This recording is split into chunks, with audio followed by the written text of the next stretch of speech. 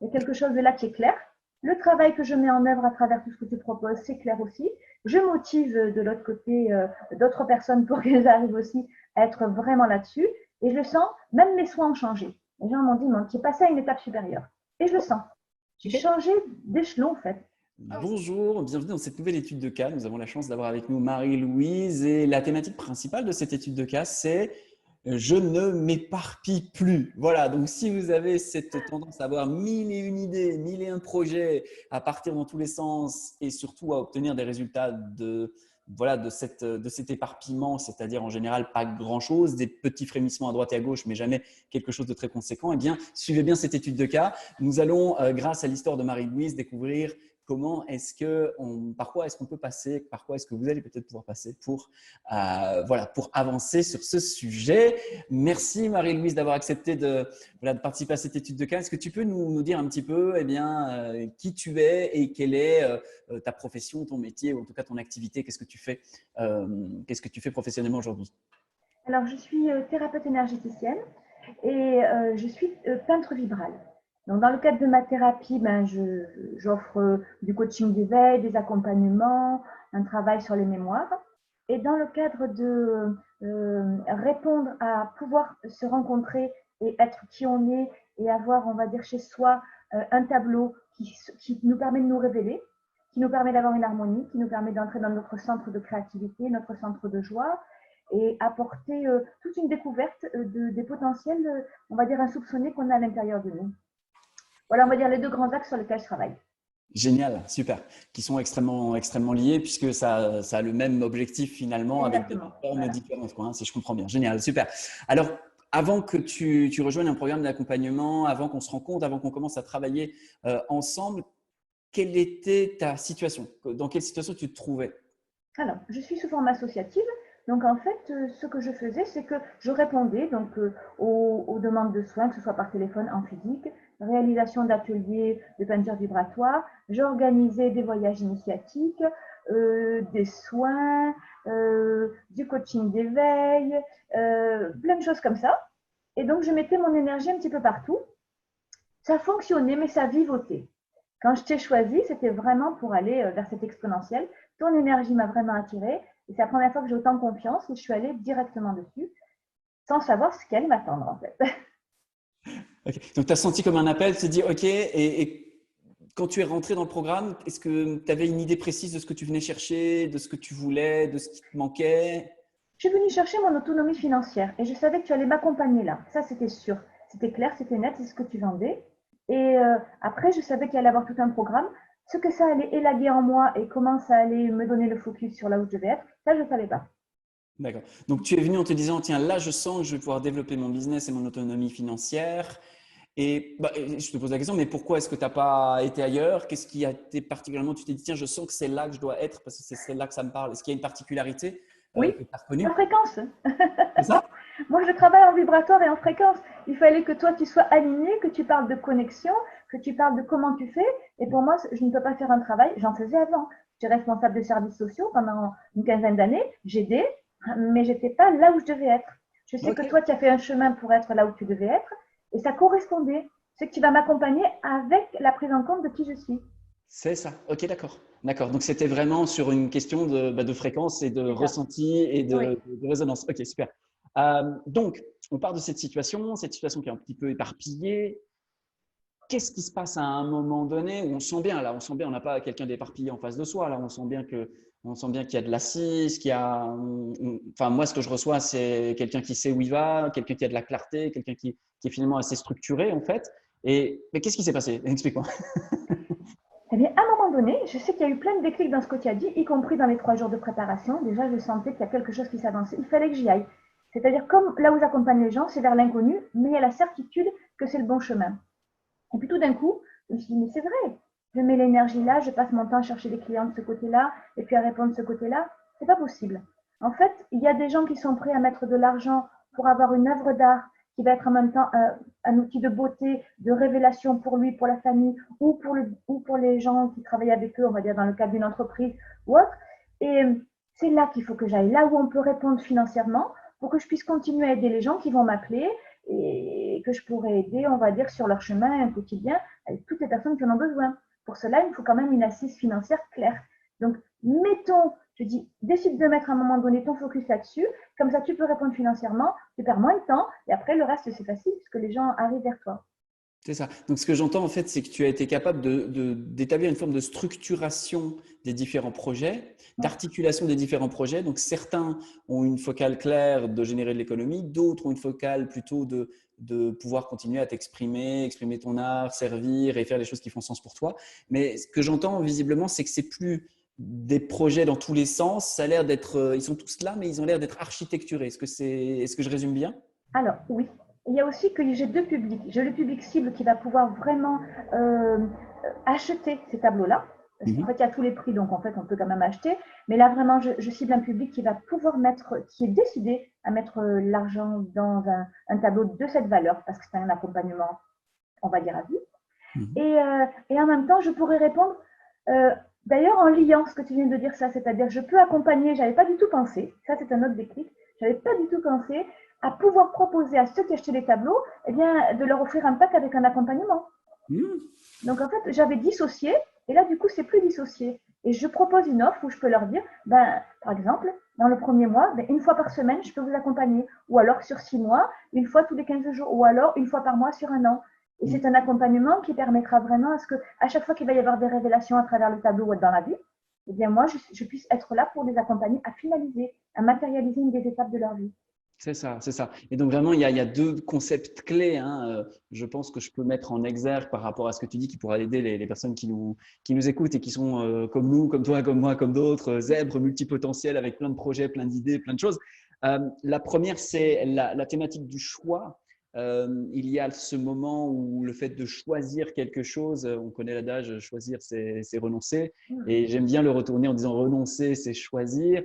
Parce que c'est sûr qu'à partir du moment où on veut vraiment choisir quelque chose, parce que c'est ça qui résonne le plus, ben on est plus en capacité de faire de la place, peut-être de renoncer à certaines choses, peut-être de les replacer dans le temps, peut-être de les architecturer, en tout cas de mettre vraiment une focale à un endroit pour soutenir l'ensemble.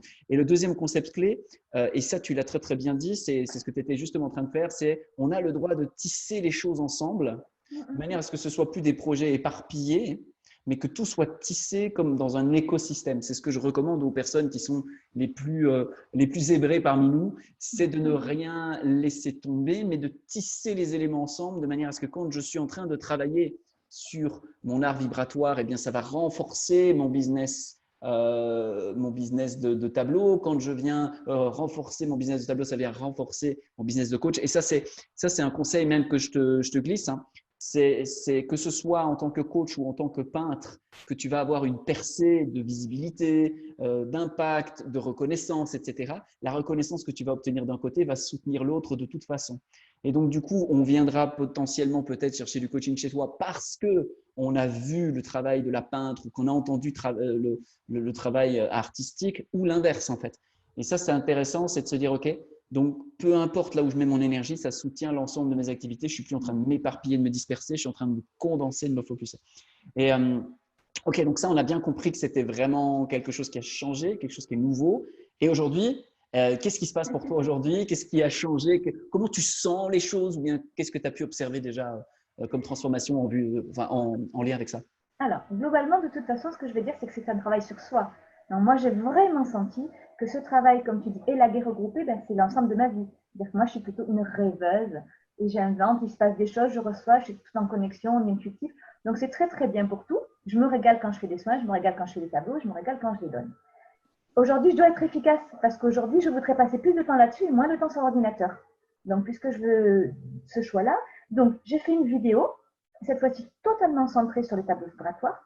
Et j'ai vu que la personne m'a posé plein de fois la question et je ne comprenais pas pourquoi je ne répondais pas, parce qu'elle me demandait autre chose. Et en fait, parce que j'étais en guidance, et ma guidance, c'était que je ne réponds que aux tableaux vibratoires. Et vraiment, vraiment à la fin, j'ai dû répondre, parce qu'elle m'a posé 10 fois la question, mais tu fais quoi d'autre, tu fais quoi d'autre? Et je me rendais compte que c'était ça que je devais faire. Je dois présenter ce travail parce que c'est un cadeau, c'est vraiment, je suis thérapeute depuis 20 ans, mais ça fait une dizaine d'années que j'ai des tableaux. C'est quand même un cadeau particulier qu'on m'a fait. Jamais j'aurais pensé que je pouvais être une artiste dans ce sens-là et aider à travers l'art, donc c'est magnifique. moi qui ne savais pas dessiner, peindre, rien du tout, pas du tout manuel. Donc là, c'est un cadeau monumental. Et ce cadeau monumental, il faut que j'arrive à l'offrir vraiment. Donc, je sens que ce focus, il a lieu sur mon travail, mais comme sur ma vie. Ok, donc Voilà, ça a c'est de vraiment quelque chose l'impact aussi d'intérieur. dans d'autres aspects de ta vie. Et tu dirais, donc si tu te souviens un petit peu de Marie-Louise il y a quelques mois de ça, qui était, comme tu le décrivais, en tout cas un peu éparpillée, et aujourd'hui, tu dirais, pour toi, c'est flagrant le changement? Oui, c'est flagrant. C'est observable, c'est net. Est-ce qu'il y a d'autres personnes qui te l'ont dit ça, ou bien est-ce que tu as eu d'autres retours de personnes qui t'ont dit, tiens, il y a quelque chose qui a bougé de ce côté-là? Alors, comme on ne s'est pas trop vu parce qu'on est en plein… voilà. C'est une Mais ce période que je peux dire, particulière. c'est que je le sens à l'intérieur de moi. Et je Ouais. l'ai vu quand j'ai regardé, quand j'ai validé la vidéo. Je me suis dit, mais comment ça se fait que 10 fois elle me pose la question, je n'ai pas répondu. Donc, je le sens. Il y a quelque chose de là qui est clair. Le travail que je mets en œuvre à travers tout ce que tu proposes, c'est clair aussi. Je motive de l'autre côté d'autres personnes pour qu'elles arrivent aussi à être vraiment là-dessus. Et je le sens, même mes soins ont changé. Les gens m'ont dit, tu es passé à une étape supérieure. Et je le sens. J'arrive à dire des choses que je n'imaginais pas, c'est-à-dire donner des lieux précis, arriver sur des vies antérieures, des choses qui me surprennent moi-même. J'ai Ok. changé d'échelon en fait, Ah ouais, sans savoir. C'est juste que mon centrage m'a donné un autre accès. j'adore ce que tu dis là, et je pense que c'est intéressant aussi de vraiment pointer du doigt que quand on fait bouger quelque chose quelque part, bah, ça fait bouger d'autres aspects, qu'on peut bouger quelque chose au niveau business, en tout cas venir pour bouger quelque chose au niveau business, et en fait ça fait bouger des choses dans la vie personnelle ou dans d'autres pratiques ou dans d'autres espaces. Et pour ma part aussi, hein, je sais que le fait d'être devenu un chef d'entreprise m'a transformé en un meilleur artiste. Un meilleur auteur, un meilleur compositeur, parce qu'avant, je pensais que je devais en vivre, et aujourd'hui, je sais que je peux simplement être mon propre mécène. Et ça, ben, ça me permet de dire ce que je veux, de ne pas devoir faire de compromis avec, etc. Et donc, ça, c'est quelque chose en fait qui est assez intéressant de voir que tout est interconnecté, et que donc, si je fais bouger quelque chose sur le plan personnel, ça bouge le business. Si je bouge le business, ça bouge l'ensemble. Et je voulais juste ponctuer ça et pointer ça parce que je crois qu'il y a beaucoup de personnes aujourd'hui qui séparent peut-être encore ça dans leur esprit. Puis aujourd'hui, ben, avec cet entretien, je voulais juste rassembler ça et dire voilà, vous avez l'exemple type de quelqu'un qui a bougé quelque part pour une raison donnée, je veux faire bouger mon business, etc. Et ça a fait bouger d'autres aspects dans sa vie. Voilà, donc ça, c'est vraiment quelque chose que je trouvais intéressant à propulser chez ceux qui nous écoutent. Donc, je vais prendre le temps juste de résumer un petit peu ton histoire. C'est l'histoire de je ne m'éparpille plus, quoi. C'est l'histoire au départ, j'ai 1 milliard d'idées, 1 milliard de projets, puis voilà, ça vivote un peu. Il y a des bonnes choses, je kiffe. On sent bien que tu fais ce que tu aimes, ce qui est quand même déjà assez extraordinaire. Mais voilà, on sent qu'il y a une envie, arrête-moi si je me trompe, de monter en gamme, de Oui. t'élargir, et que là, tu te dis, OK, il faut que je trouve un moyen de sortir de cet éparpillement. Puis il y a différents nombres de déclics, voilà, c'est différents moments, différents points de contact qu'on a eus qui à un moment donné t'amènent aujourd'hui à dire ok, là maintenant je choisis, je me mets sur une focale, je densifie dans une logique focalisée, et ça amène ce que c'est en train de susciter, c'est-à-dire ça amène de la tranquillité, de l'assise et une montée en gamme à un autre endroit. Donc voilà, donc c'est tout ça est du point de départ, je ne m'éparpille plus, je comprends l'intérêt de focaliser mon énergie.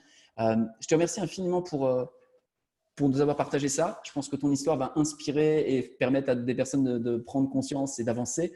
Je voudrais te donner le mot de la fin. S'il y a des personnes aujourd'hui qui s'éparpillent, qu'est-ce que tu auras envie de leur dire aujourd'hui à la Marie-Louise il y a quelques mois, ou à des personnes qui te ressemblent, qu'est-ce que tu auras envie de leur dire pour les aider à avancer?